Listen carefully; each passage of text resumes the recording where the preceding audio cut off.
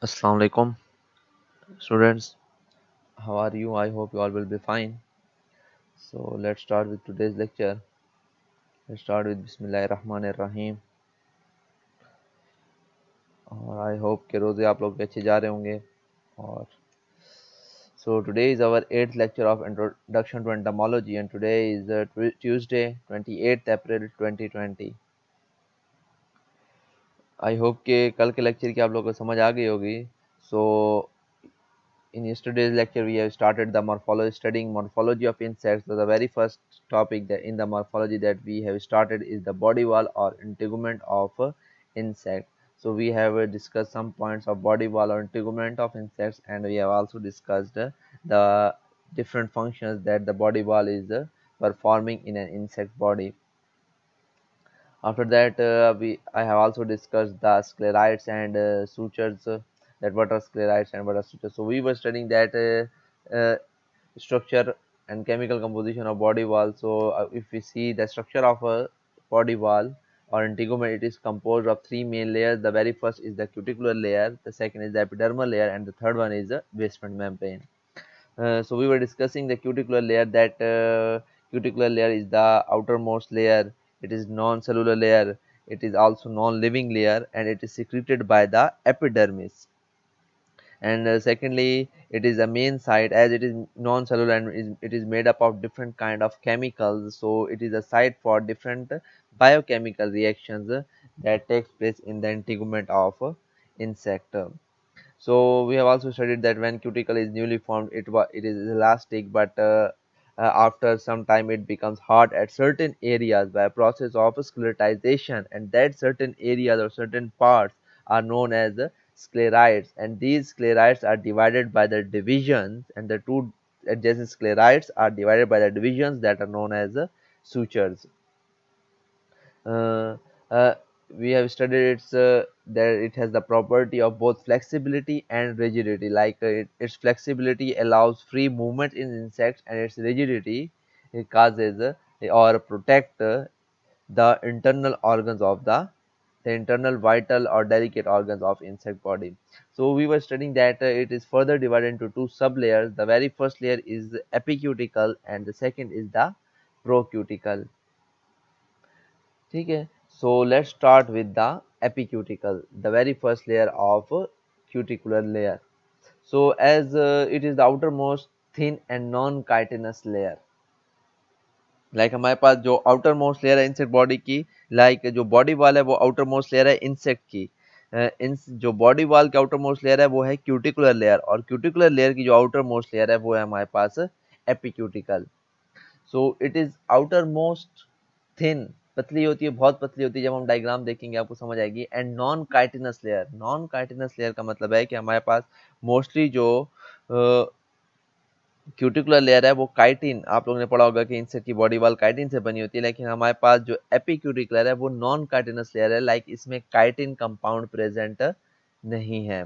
Chitin आप लोगों ने पढ़ा होगा कि हमारे पास जो फंगस है या जो फंजाई है उनकी में जो सेल वाल है वो भी हमारे पास काइटिन से बनी होती है. और हमारे पास जो इंसेक्ट की बॉडी वाल है ये भी हमारे पास मोस्टली काइटिन कंपाउंड से बनी होती है. लेकिन जो हमारे पास एपिक्यूटिकुलर है which is the most outer part of insect body wall, वो हमारे पास नॉन काइटिनस है और काइटिन से बना नहीं होता. According to its chemical composition, it is similar to the cuticle of plants. ठीक है. जो हमारे पास प्लांट्स की क्यूटिकल है, लाइक आपको मैंने बताया था कि हमारे पास हमने पहले पढ़ा कि बॉडी वॉल जो है वो इंसेक्ट को डेसिकेशन या डिहाइड्रेशन से बचा रही है और वाटर लॉस या एवापोरेशन ऑफ वाटर को स्टॉप करती है. तो चूंकि प्लांट्स में भी क्यूटिकल प्रेजेंट है, हमारे पास जो ग्रीन स्टेम होते हैं उनके ऊपर भी क्यूटिकल लेयर प्रेजेंट है, और लीव्स पे भी क्यूटिकल लेयर प्रेजेंट है. और किस लिए प्रेजेंट है? ताकि एवापोरेशन ऑफ वाटर या वाटर लॉस को रोका जा सके. तो हमारे पास जो एपिक्यूटिकल की कंपोजिशन है केमिकल कंपोजिशन के हिसाब से अगर हम देखें तो हमारे पास एपिक्यूटिकल भी प्लांट्स की क्यूटिकल से सिमिलर है. सो हमारे पास जो एपिक्यूटिकल है it is further divided into 4 more layers. अगर हम एपिक्यूटिकल का स्ट्रक्चर स्टडी करें और बहुत अल्ट्रा स्ट्रक्चर देखें तो हमारे पास एपिक्यूटिकल जो है वो फर्दर 4 डिफरेंट लेयर्स में आपको नजर आएगी. So the very first layer of epicuticle is the cement layer.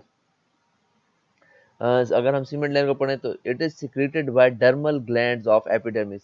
Like हमने पढ़ा है कि हमारे पास सारी की सारी जो क्यूटिकुलर लेयर है वो हमारे पास एपिडर्मिस सिक्रीट करती है, और जो हमारे पास सीमेंट लेयर है तो हमारे पास एपिडर्मिस में special type of cells present होते हैं जिनको हम डर्मल ग्लैंड्स कहते हैं। वही ग्लैंड्स आ गया, पिछले सेमेस्टर में हमने पढ़ा था कि ग्लैंड किसे कहते हैं, दैट अ सेल और a group of cells that secrete something are known as glands.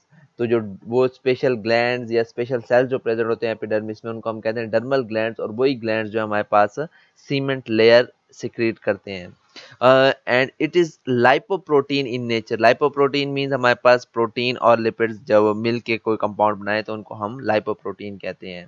तो हमारे पास इट फंक्शन क्या परफॉर्म कर रही है cement layer, it protect insect from external damage. ठीक है, लाइक क्योंकि हमारे पास एपिक्यूटिकल वो आउटर मोस्ट लेयर है और हमारे पास जो सीमेंट लेयर है वो एपिक्यूटिकल की आउटर मोस्ट लेयर है, तो हमारे पास जो इंसेक्ट बॉडी वॉल की अगर हम आउटर मोस्ट लेयर देखें तो वो सीमेंट लेयर होती है। और नाम से ज़ाहिर है सीमेंट चूंकि हार्ड सब्सटेंस है तो हमारे पास सीमेंट लेयर इसको इसलिए नाम दिया है बिकॉज ये भी हार्ड होती है और ये हमारे पास इंसेक्ट को एक्सटर्नल डैमेज से क्या करती है, प्रोटेक्ट करती है। और किस चीज से बनी होती है, लाइपोप्रोटीन से बनी हुई होती है। सेकंड जो हमारे पास लेयर है वो है wax layer. It is prominent layer about 0.25 micron to 0.25 micron metre. Micron metre अगर हम देखें तो ये हमारे पास 10⁻⁻⁶ होता है मोस्टली। ठीक है, इन thickness and consist of long chain of hydrocarbons. तो हमारे पास ये एक प्रोमिनेंट लेयर है। लाइक अगर आप माइक्रोस्कोप में, इलेक्ट्रॉन माइक्रोस्कोप में अल्ट्रा स्ट्रक्चर स्टडी करें एपिक्यूटिकल का तो आपको एक प्रोमिनेंट लेयर वैक्स लेयर की नज़र आएगी। और ये हमारे पास किस चीज़ से बनी होती है, ये हमारे पास लॉन्ग चेन ऑफ, इसमें लॉन्ग चेन हाइड्रोकार्बन होते हैं, esters of fatty acid and alcohol. ठीक है, फैटी एसिड फैट्स है और वैक्स भी कह रहे हैं, और वैक्स और फैट्स हमारे पास दोनों क्या है, दे आर हाइड्रोफोबिक सब्सटेंस। तो ये क्या फंक्शन परफॉर्म करेंगे, that it is a water proof and prevent the insect from desiccation. तो जो पहला फंक्शन हमने सारे फंक्शंस पढ़े हैं बॉडी वॉल के, पहला पहला जो हमने एक फंक्शन पढ़े कि प्रोटेक्शन प्रोवाइड कर रही है, तो हमारे पास सीमेंट लेयर हार्ड लेयर है तो ये एक्सटर्नल डैमेज से या अंदर के जो वाइटल ऑर्गन्स है उनको प्रोटेक्ट कर रही है।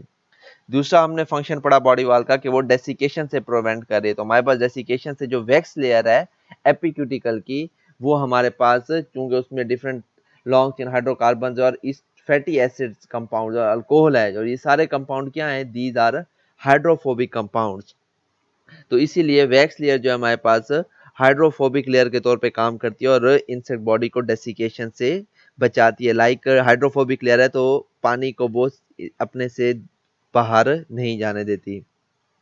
तो इंसेक्ट बॉडी वॉल की सबसे पहली लेयर है हमारे पास सीमेंट लेयर, उसके बाद जो लेयर है वो हमारे पास वैक्स लेयर है। सीमेंट लेयर एक्सटर्नल डैमेज या किसी किस्म के डैमेज या इंजरी से प्रोटेक्ट करती है क्योंकि हार्ड लेयर है और लाइपोप्रोटीन से बनी हुई है, और जो वैक्स लेयर है वो डिफरेंट हाइड्रोफोबिक सब्सटेंसेस से बनी हुई है और वो हमारे पास इंसेक्ट की बॉडी को डेसिकेशन से बचाती है। The third layer is the polyphenol layer. Polyphenol, it contain various types of phenols। तो ये हमारे पास different types of phenols। phenols अगर आपको याद हो तो हमारे पास, आप लोगों ने केमिस्ट्री में पढ़ा होगा, हमारे पास बेंजीन होता है। बेंजीन रिंग में अगर आप लोगों को याद हो 6 कार्बन साइक्लिक स्ट्रक्चर होता है बेंजीन का, और बेंजीन में अगर हमारे पास OH लग जाए फंक्शनल ग्रुप तो हमारे पास वो फिनोल बन जाता है। ठीक है, तो हमारे पास पॉलीफिनोल लेयर जो है ये हमारे पास डिफरेंट टाइप्स ऑफ फिनोल से बनी होती है, और ये हमारे पास इसका क्या फंक्शन है, it is resistant to acids and organic solvents.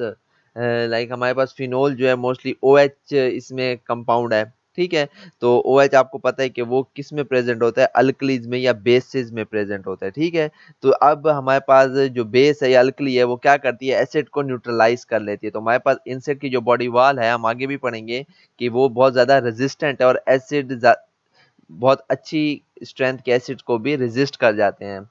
तो हमारे पास वो कौन सी लेयर कर रही है, लाइक जो पॉलीफिनोल लेयर है उसमें हमारे पास बहुत बड़ी मिकदार में फिनोल्स प्रेजेंट है, और फिनोल हमारे पास क्या है, ये हमारे पास बेसिक कंपाउंड है, अल्कली है। और हमारे पास फिनोल्स क्या करती हैं फिर, अगर वो इसी फिनोल्स की वजह से हमारे पास जो इंसेक्ट की बॉडी वाल है वो एसिड्स के रेजिस्टेंट है, लाइक एसिड का कोई असर नहीं होता है, खास स्ट्रेंथ तक एसिड का असर नहीं होता, क्योंकि जब तक ये फिनोल्स जो हैं उस एसिड को न्यूट्रलाइज कर रहे होते हैं। लेकिन जैसे ही एसिड की स्ट्रेंथ ज़्यादा इंक्रीज कर दें कि हमारे पास फिनोल्स की जो न्यूट्रलाइजेशन पावर है उससे ज़्यादा हो जाएगी, तो फिर इनसे क्या होगा, वो एसिड के क्रोसिव एक्शन से उसकी डेथ हो जाएगी। अच्छा, तो हमारे पास जो फोर्थ लेयर है दैट इज क्यूटिकुलिन लेयर, और ये क्यूटिकुलिन लेयर जो ये हमारे पास एम्बर कलर्ड की होती है, और हमारे पास ये डिफरेंट टाइप्स के प्रोटीन से बनी हुई होती है। जो इसमें मेन प्रोटीन है वो क्यूटिकुलिन प्रोटीन है। ठीक है, तो हमारे पास अगर हम स्टडी करें इंसेक्ट बॉडी की सबसे outer most layer body wall है। बॉडी वॉल की सबसे outer most layer cuticular layer है।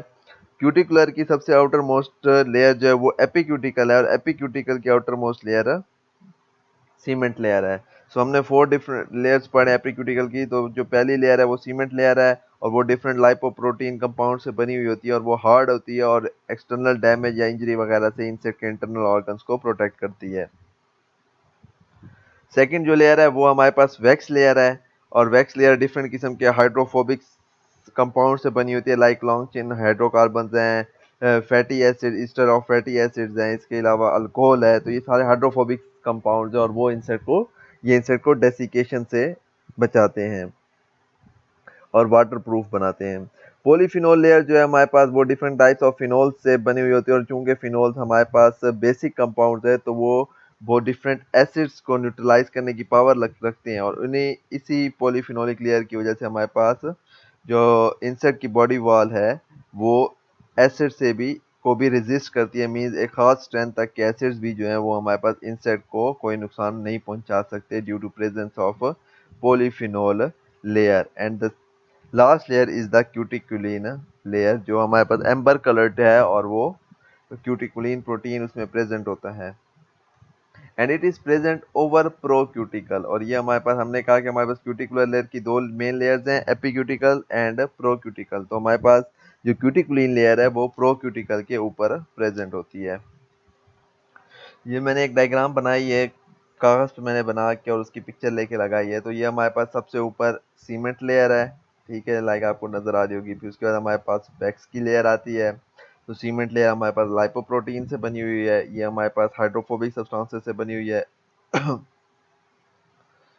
जो थर्ड लेयर है हमारे पास, ये हमारे पास पॉलीफिनोलिक लेयर है, पॉलीफिनोल लेयर है, जो हमारे पास different types of phenolic compound से बनी हुई है, और ये हमारे पास क्यूटिकुलिन लेयर प्रेजेंट है। तो ये हमारे पास पूरी की पूरी एपिक्यूटिकल है।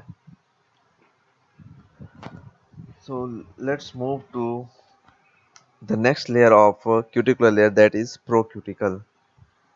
So procuticle it exhibit a multilaminar structure, and these laminas run parallel to each other. Lamina हम different कहते हैं like pages की तरह कि एक हमारे पास एक layer है, फिर उसके बाद दूसरी layer, तीसरी layer, चौथी layer। तो ये भी हमारे पास है जो प्योर प्रोक्यूटिकल है, अगर हम इसको देखें तो ये हमारे पास मल्टी लैमिनार स्ट्रक्चर के तौर पे नजर आती है। And these laminas run parallel to each other, like बिल्कुल एक दूसरे के साथ साथ मूव करते हैं। लाइक अगर ये मैंने एक डायग्राम बनाई है पेज पे, और फिर मैंने इसकी पिक्चर ली है, लाइक आप देखें ये हमारे पास एक लैमिना है, फिर दूसरा लैमिना, फिर थर्ड लैमिना, फोर्थ लैमिना। तो हमारे पास जो प्रोक्यूटिकल है उसमें डिफरेंट टाइप्स ऑफ लैमिनाज प्रेजेंट होते हैं।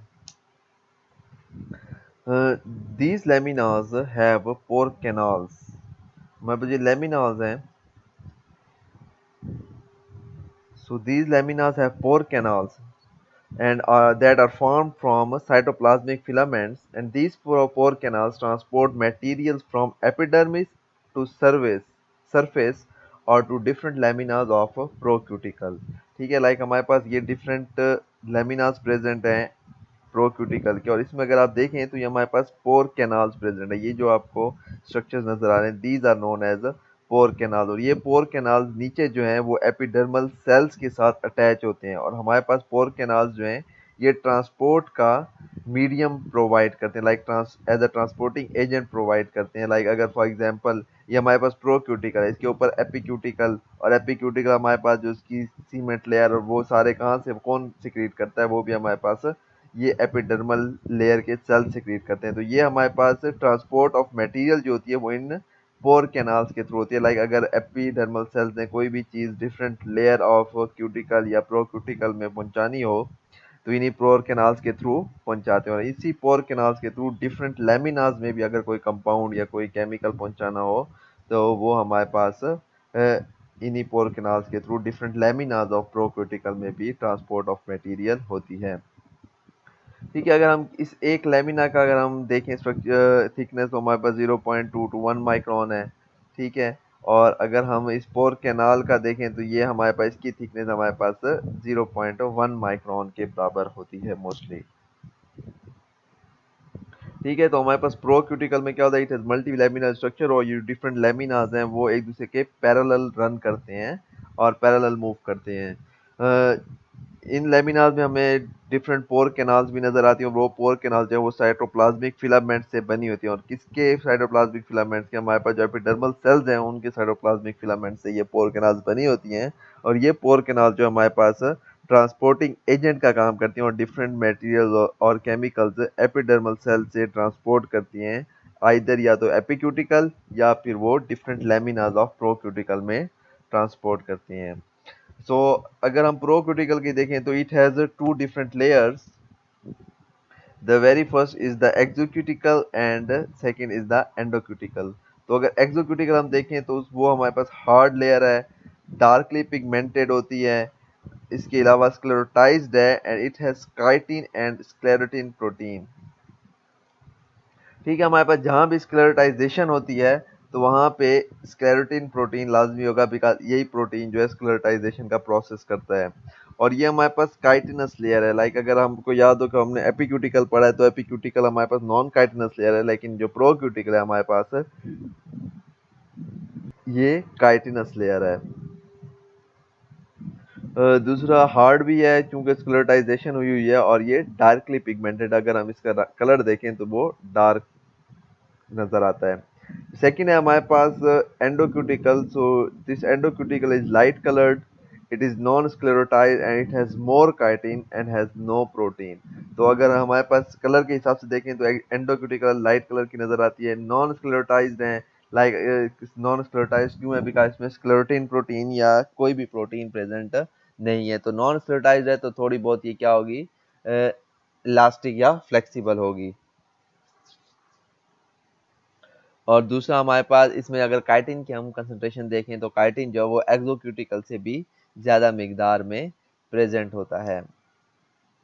लाइक अगर हम इधर देखें तो ये हमारे पास एक्सोक्यूटिकल के मैंने थोड़े बहुत लेमिनाज ड्रॉ किए हैं और ये हमारे पास एंडोक्यूटिकल के लेमिनाज हैं। और एक्सोक्यूटिकल हमारे पास जब हम डिफ्रेंशिएट किस तरह कहते हैं कि जब माइक्रोस्कोप में देखते हैं तो हमारे पास ये डार्क कलर की नज़र आ रही होती है और एंडोक्यूटिकल हमारे पास लाइट कलर्ड नज़र आ रही होती है।